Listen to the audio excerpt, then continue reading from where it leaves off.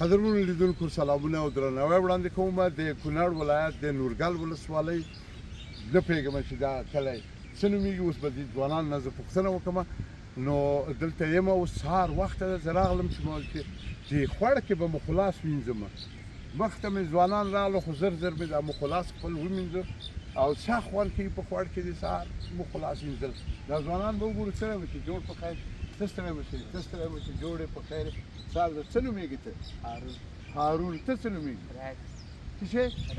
هدایت. ښه، ته څه نومېږي؟ شاهد الله. او ته؟ خوشحال. او ته؟ دغه د وروره نو دا څه ښه ښه نومونه چې دي دا خو ټول دوی اخیستي دي. ښه، ډېره لا یاره خوشحال جانه تا سره به لنډه خبره وکړو. څو کلن یې؟ 20 کلن. نو مکتب دې خلاص کړی دی؟ مکتب مې خلاص کړی. چیرې دې ویلی مکتب؟ نورګل مزار لیسه. ښه، هغه چې ډېر پیاوړي او نومیالي فرهنګي شخصیت ارواښاد استاد محب الرحمن هوسای بنسټ همدې کلي کې ایښی و، بیا یې هلته انتقال شوی اوس. ښه، ډېره لا. نو څو وخت کېږي چې فارغ شوی مکتب نه؟ 3 کاله. خو ته به اوس د کوم انجینر یا ډاکټر یا څه شی به یې که نه؟ اوس فی المحل وزګار. دا نو څنګه قصه شو؟ ولې دا خلک دلته خو چې زه ګورم ډېر لږ ځوانان دي، دا څنګه قصه ده؟ دا بس اقتصادي مشکل دی، به دلته اقتصاد نه بس نورو ملکونو ته لاړ چې مهاجر شي دغه شي. اوس دې نه ډېر ځوانان لاړ چې پاکستان ته، ایران ته مزدورۍ ته ځي. نو پاکستان ته خو لارې بندې دي، خو ټول راشړي او اوس هم روان دي. لا اوس هم روان دی. هغه نیمروز باندې یوه لاره، نیمروز باندې ځي هغسې بلوچستان ته وړي. هرات، نیمروز. ښه، هلته خو ایران ده که نه؟ ایران سره دی او پاکستان بلوچستان ته وړي. ښه، دغه حال ده قدرمنو دوستانو چې اخوانه یې راشړي په جبر باندې او دې خوا نه بېرته ځوانان له بېکارۍ ځي.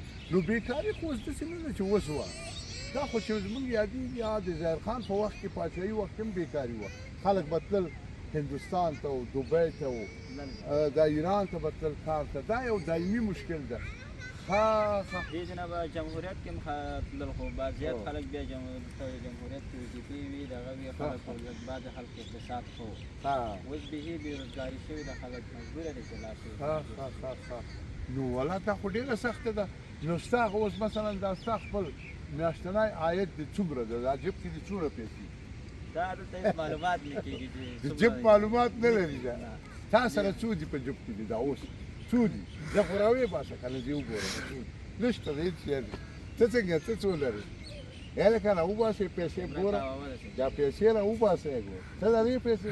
دا څنګه حال ده؟ دا ځوانان پیسې چې نه لري ځي په نه ووته. ښه، نو دا واده به څنګه شي؟ تا واده کړی؟ نه، ما واده نه دی. تا نه ده کړی؟ دې هلک اوس زه فکر کوم 2 ودونه کړي که نه؟ یو دم نه ده کړی. نو دلته ولور څنګه ده؟ دلته ورور نشته. نشته ولور. صبر. دا لومړنی ځای ده په افغانستان کې چې ولور نه لري. دا څنګه؟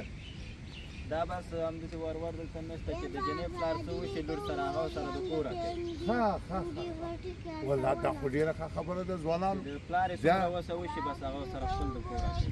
دا څنګه ښکلی طبیعت، ښکلي خلک، بس نو څوک چې غواړي چې ژوند یې جوړ شي دغه د راشئ وروره ودونه هم دلته وکړئ که نه. مونږ خو لاړو زاړه شو، خو خیر تاسو 2-3 ودونه وکړو. خو 2-3 ودونه مه کوئ، یو واده تر پایه. صحیح ده که نه؟ ښه، ډېره لا. هلکه ته خو ماته داسې ښکاري چې د کرکټ د بورډ سړی یې. دا څنګه خبره؟ کرکټ کوئ دلته؟ کرکټ کوئ؟ رحمت الله عمرزی زموږ په ملي ټیم کې لوبېږي. د دې ځای نه؟ د دې ځای نه دی. ښه، او رښتیا دا کلی تاسو معرفي نه کړه؟ دا کوم کلی دی؟ دا مزار دره باډیځایي کې دی. باډیځایي. دا باډیځایي قوم د څه شی دی؟ دا باډیځایي دا قرایي ده. ښه. بیا خوا کې هم څوک دي دلته؟ خوا کې موږ خپل افریدي یو. تاسو افریدي یاست؟ دې خوا څوک دي؟ هاخوا څوک دي؟ بره مساحل دي او کته دا انګران دي، پاچین دي. ښه، پاچیان دي، انګران دي او دې خوا ته ویلې مساحل دي. هاخوا شاته دا څوک دي دلته؟ هاخوا بیا سینځایي دي. ډېره لا. او لږ دې خوا څوک دي؟ دې خوا دا خخو ده. خخو ده. نو بس یاره دا خخوب ده او ښه خلک. خو به په خو راول او به هوا ښه خلک دي ډېره زیاته مننه کور به ودان څه خبرې لرئ د خپلو وطنوالو ته او څه پیغام لرئ ورته پیغام بس یو هغه سلام ځینې به ته ورته وګوره دا وکړو. ځوان به بیا وګورو چې څه پیغام لري ها وایه پیغام بس یو سلام به ورته زه ووایم بس همدومره نو بس سلامونه خو درته زموږ ټولو دي خبره دا ده چې ټول به په ګډه ووایو چې سلام دوستانو